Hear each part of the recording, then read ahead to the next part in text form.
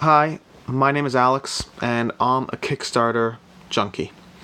I have been clean for, I want to say, about 4 or 5 hours ever since I backed the expansion coming for Arena the Contest.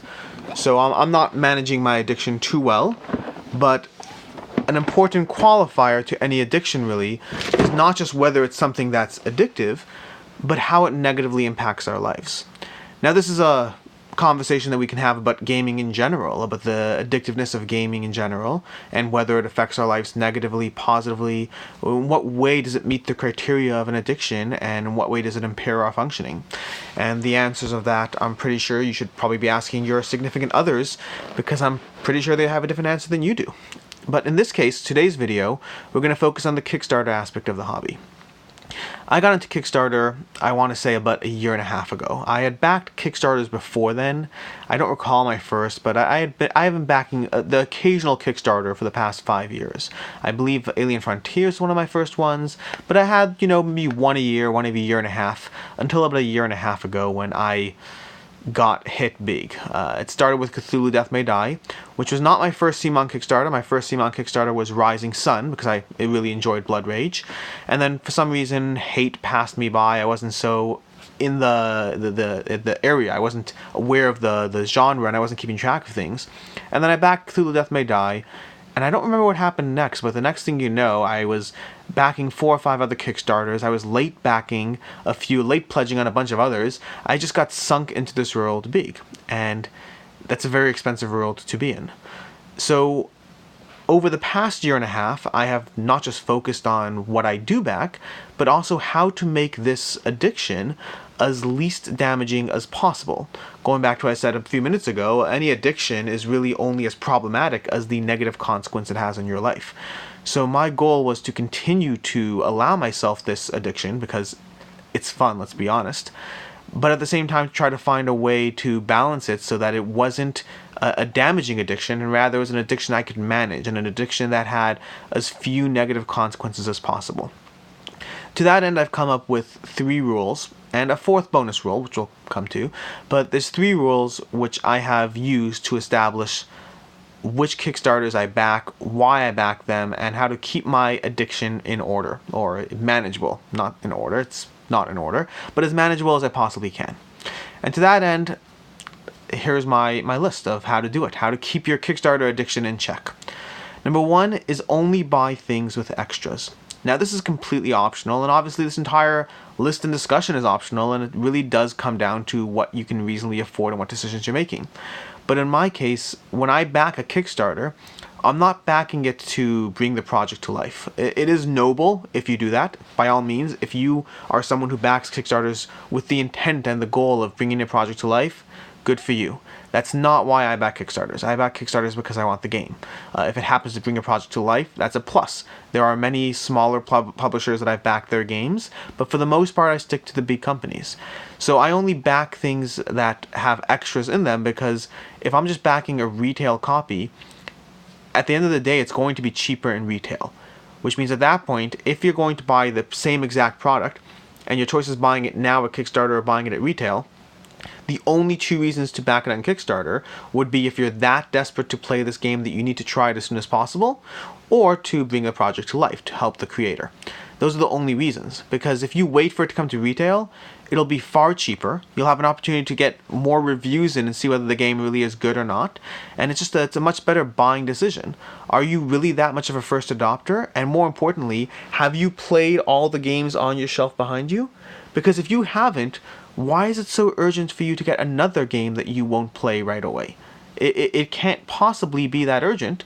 And so it's really the FOMO. It's really the element of I want it. But have your rational mind overtake your irrational mind for a second, and realize that if you back things that have an extra reason to back it on Kickstarter, then great. At least there's a reward for your return.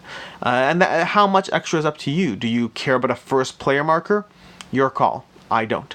Do you care about the hordes of gluttonous minions that CMON throws in the Kickstarters? I certainly do.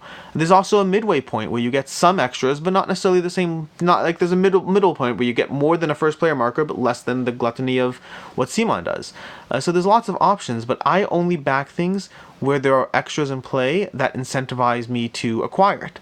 And those things also help a game hold its value. Because a big part of this addiction is not just whether you should back it or not, but what you do when a Kickstarter lets you down. And buying some overpriced game that the exact same thing is available for retail, you're going to have a hard time getting your money back or any portion thereof. Whereas if you buy something that has a scarcity because there were Kickstarter exclusives that others want, you'll have a much easier time getting your money back if you don't like it, and or justifying to yourself why you got it in the first place. So reason number 1 is only buy things with some form of extras. Reason number 2 is only buy from established vendors. Now, this does go very counter to the idea of helping Kickstarter creators, and I will note I have made exceptions to this rule, very much against my better judgment of what the best way to manage my return is, but I've made exceptions. But if you buy from established companies, and there's another exception, which is companies with reprints. So if you buy from companies like Simon, Mythic, Monolith, any of the Awakened Realms, if you buy from any of these companies, and there's a bunch more as well, then you know that what you're getting in on, you know that based on past history, that odds are you're going to make your money back. Will you make a killing? Probably not. But you can make your money back if the game isn't for you. And that's already a much better reason to get the game. One of the ways I manage this addiction is knowing full well that I don't keep everything that comes through these doors. And therefore, the ones I get rid of, I want to get as much of a return as possible. I don't care if I make a profit or not on these Kickstarter games, but I appreciate I appreciate the entire process and getting it for free. If I buy a Kickstarter all in for $200 and I get excited about it, I get invested, I wait, I see the updates, it comes to my door, I unbox it, I play it, it's all fun, it's great, it's a terrible game, I sell it.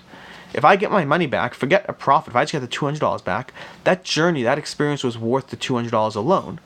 But if I don't get the $200 back, I don't know if it was. If I get $100 back, was the excitement on the single play worth $100? I don't know.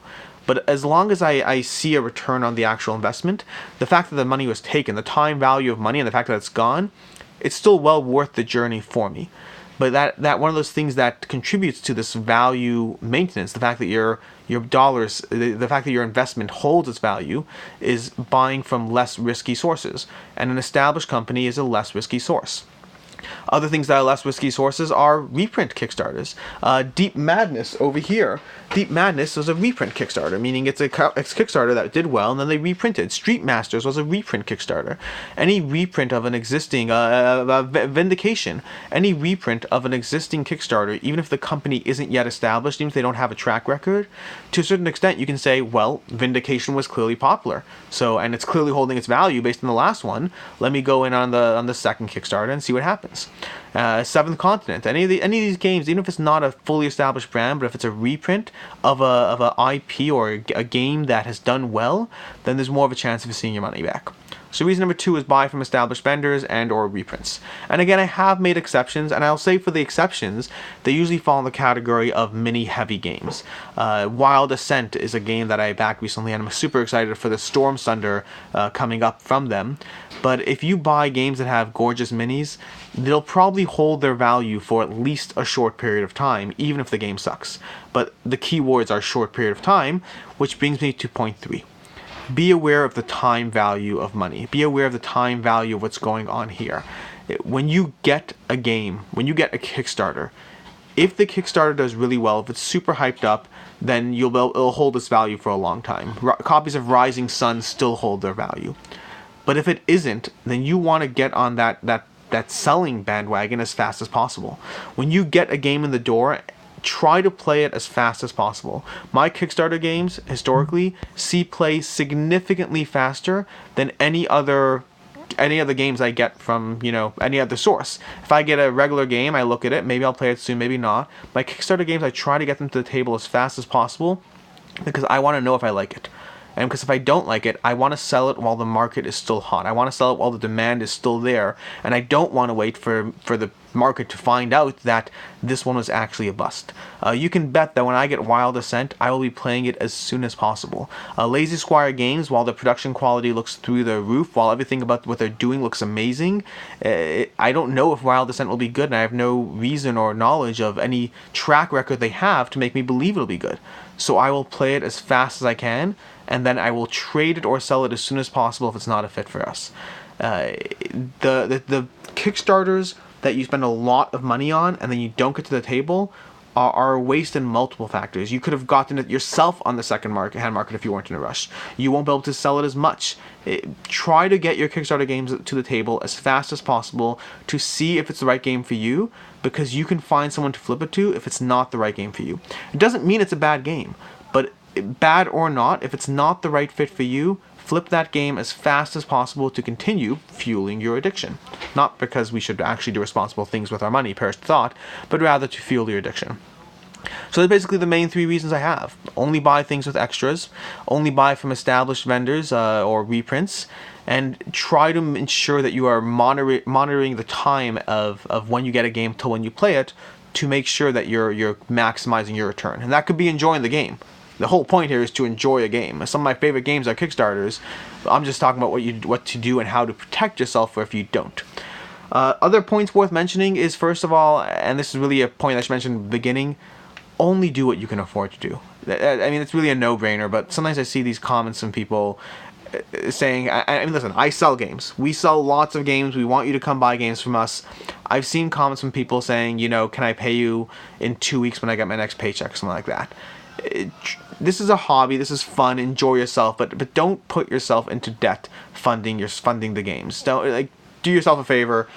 I want your business, but I don't want your business that badly. Do what's best for yourself, and with your extra money, buy games. Come to us, buy games. Go to Kickstarter, buy games, but with your extra money only. Try not to put yourself or your loved ones in any sort of financial hardship because you want more games. If you're starting your collection and you don't have any games, fine, buy a few. If you have a shelf full of games or even a few cubbies full of games, hold off until you can afford to. Try to be responsible. Again, I'm saying this against my own self-interest, but try to be responsible. Another thing worth mentioning is track your data. Track your data in terms of, I have a spreadsheet for my Kickstarters where I track what I got, what I liked, which companies I got them from, did I sell it at cost, did I sell it at a loss, did I sell it at a profit. I track all my data because otherwise it's easy to lie to myself. And I let that data inform my decisions when I'm on the fence about things. When I'm on the fence, there are many games that I have passed on because the FOMO was strong and I really wanted it, but you have to make decisions, and I recognize that I don't have the time, let alone the money. I don't have the time to play as many games as I want to back. So I do make hard choices about which ones to cut, and I'll try to get them later if I can. There's no rush. The market will eliminate a vast majority of these just over time. The market will tell you what's not worth playing. And finally, make exceptions. And I do this all the time. I did this with Wild Descent. I've done this with a few smaller games. I did this with Wavelength. There are a handful of Kickstarters that I have made exceptions to all my rules above because I wanted it. They are the exception. I try to keep to it. But at the end of the day, I'm in it because I love the hobby. I'll let my rational mind take charge most of the time. But once in a while, I just want something because it's shiny.